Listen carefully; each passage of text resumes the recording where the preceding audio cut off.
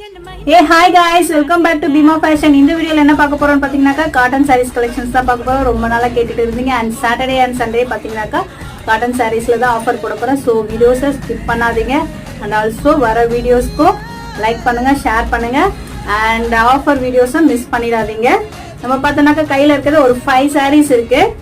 5மே same designs and colours பாத்தீங்கன்னாக்கா different and cotton பாத்தீங்கன்னாக்கா pure cotton.